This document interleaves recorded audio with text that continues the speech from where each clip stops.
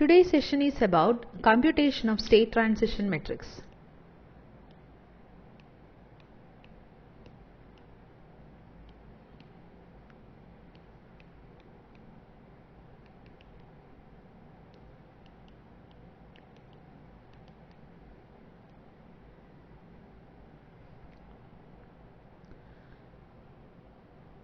To compute state transition matrix, we have already seen one method, that is by the method of Laplace transform.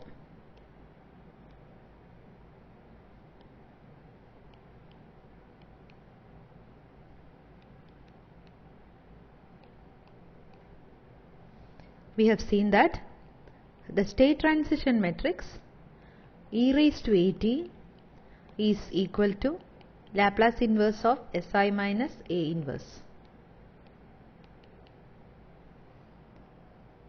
Another method by which we can easily compute the state transition matrix is by Cayley-Hamilton method.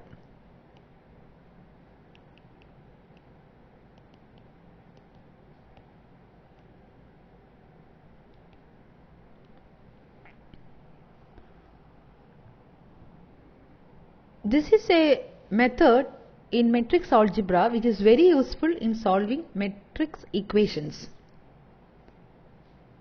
According to Cayley-Hamilton theorem, any matrix A will satisfy its characteristic equation.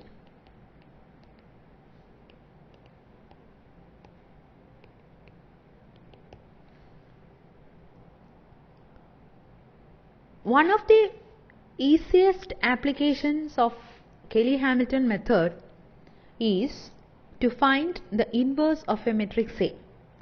Hence, we take that method first. Then we will move on to computation of state transition matrix using Cayley-Hamilton method.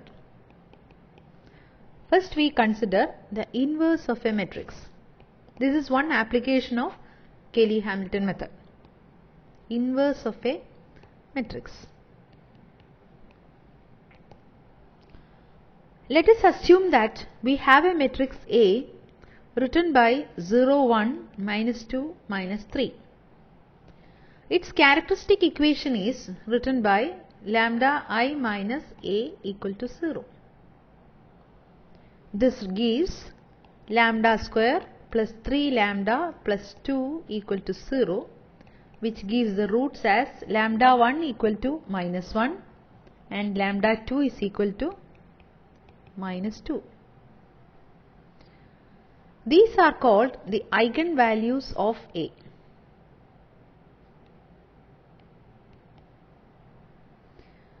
According to Cayley-Hamilton theorem, every matrix satisfies the characteristic equation. Hence, we can write A square plus 3A plus 2 is equal to 0, 2I, because we have the characteristic equation as lambda square plus 3 lambda plus 2 equal to 0. When we say that every matrix satisfies its characteristic equation, it means you can easily replace lambda by A. So, we have A square plus 3A plus 2I equal to 0. This I is used just because we need a matrix. So, if you want to find A inverse, we just multiply the above equation by A inverse. Pre-multiply the above equation by A inverse. What we get is A inverse into A square plus 3A plus 2I equal to 0.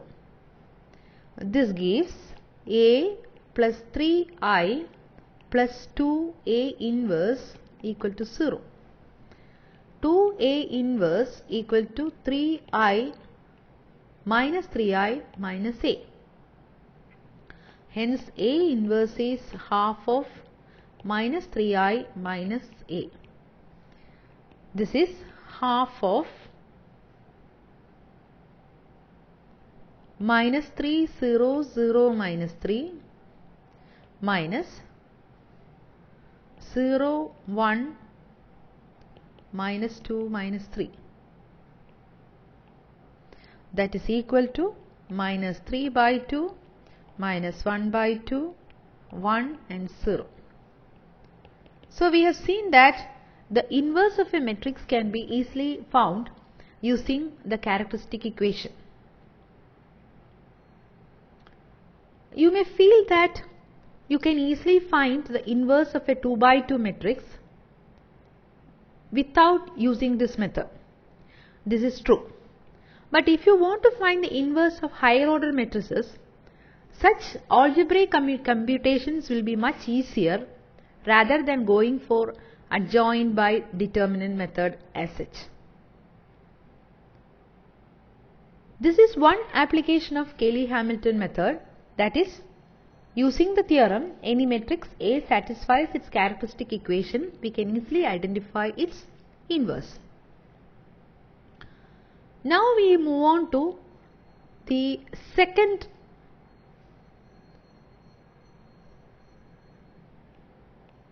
application of Cayley-Hamilton method, that is the one which we require to find the state transition matrix.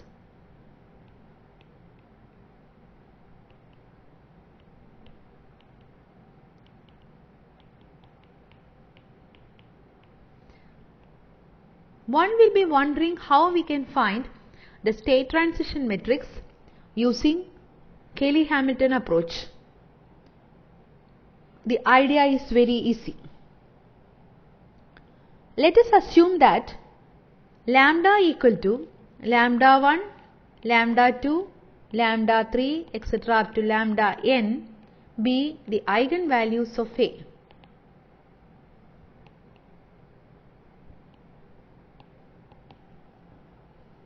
Let this A matrix be an n by n matrix.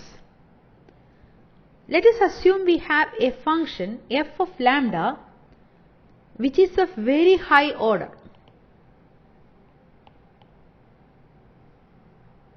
Order greater than n. Let del of lambda be the characteristic equation,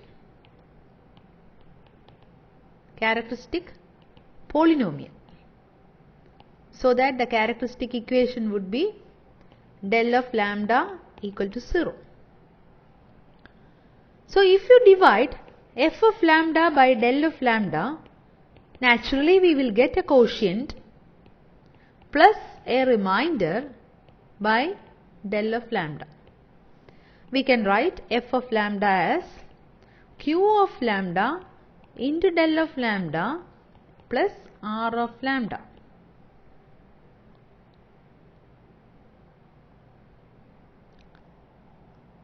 Since del of lambda is equal to 0, for eigenvalues, that is when you substitute the lambda as lambda I, the various eigenvalues in this equation, we can see that del of lambda will be equal to 0. Hence, I can write f of lambda I is equal to r of lambda I. It's very clear that r of lambda I will be an of order less than f of lambda I.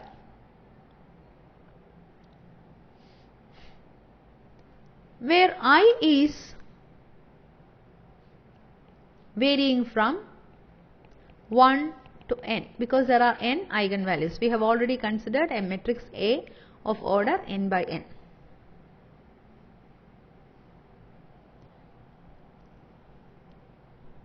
We can write r of lambda I as alpha 0 plus alpha 1 lambda plus etc. plus alpha n minus 1 lambda raised to n minus 1.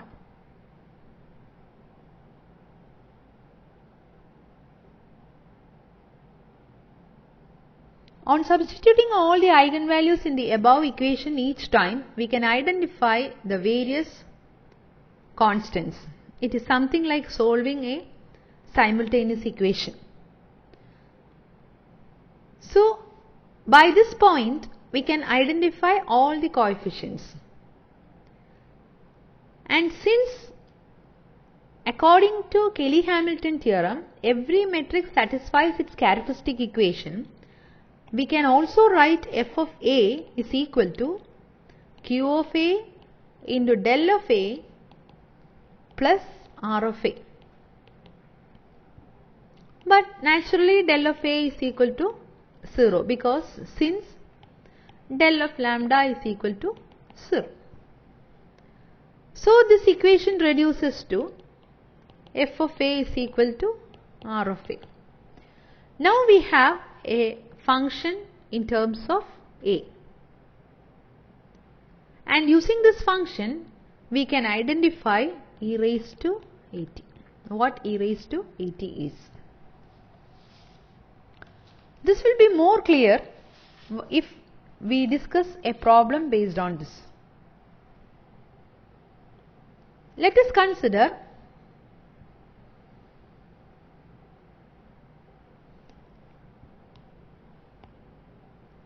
a problem to find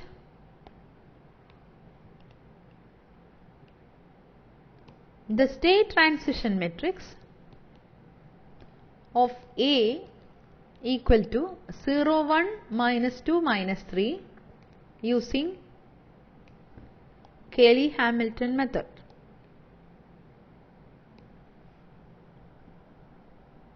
Here we have found the eigenvalues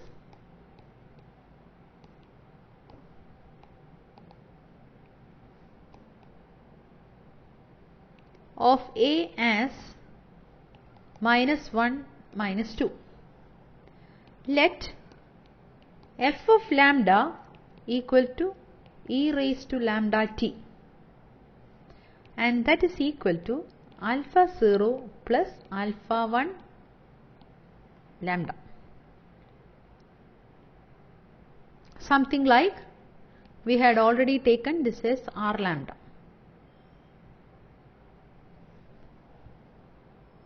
Since this equation is applicable to all the eigenvalues, I can write f of lambda 1 is equal to alpha 0 plus alpha 1 lambda 1, and f of lambda 2 is equal to alpha 0 plus alpha 1 lambda 2.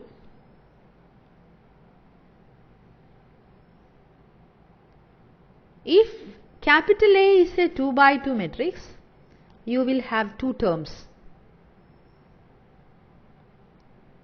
alpha 0 and alpha 1. Substituting the various eigenvalues, we can write alpha 0, alpha 1 plus alpha 1 into lambda 1. Lambda 1 is minus 1, so this will be minus alpha 1. This becomes alpha 0 minus 2 alpha 1.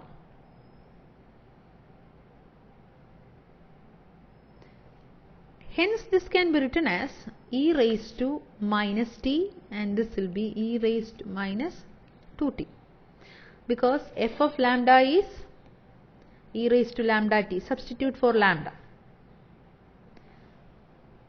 So we have e raised to minus t equal to alpha 0 minus alpha 1, and e raised to minus 2t equal to alpha 0 minus 2 alpha 1.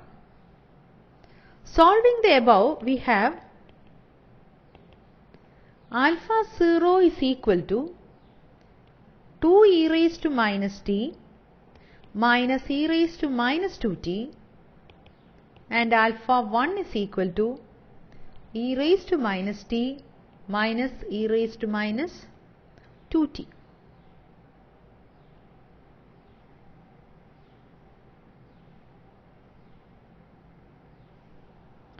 So e raised to at equals f of A. This is according to Cayley-Hamilton theorem. F of lambda equation is applicable to f of A also. I can write alpha 0 I plus alpha 1 A. Since f of lambda was taken as alpha 0 plus alpha 1 lambda. We have already found the values of alpha 0 and alpha 1. So this is nothing but alpha 0, 0, 0, alpha 0 plus alpha 1 into the matrix 0, 1, minus 2, minus 3. Substituting the values of alpha 0 and alpha 1, we have e raised to at as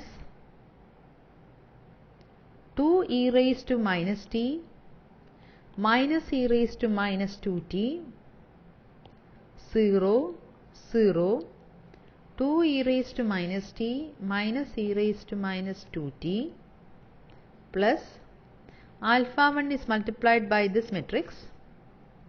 We have 0, e raised to minus t minus e raised to minus 2t minus 2 e raised to minus t plus 2 e raised to minus 2t minus 3 e raised to minus t plus 3 e raised to minus 2t. That is equal to 2 e raised to minus t minus e raised to minus 2t, e raised to minus t minus e raised to minus 2t minus 2 e raised to minus t plus 2 e raised to minus 2t minus e raised to minus t plus 2 e raised to minus 2t.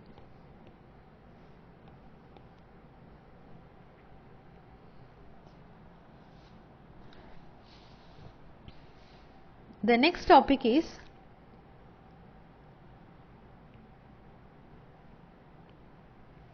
relationship between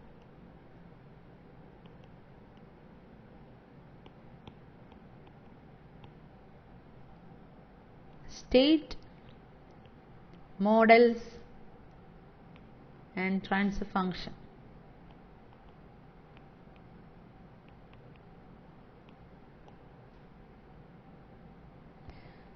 We have already seen under different canonical forms that given a transfer function we can easily find a state model. Here what we do is, given the state model, how we can identify the transfer function is studied. Let us consider a state model of the form x dot equal to ax plus bu and y equal to cx plus du.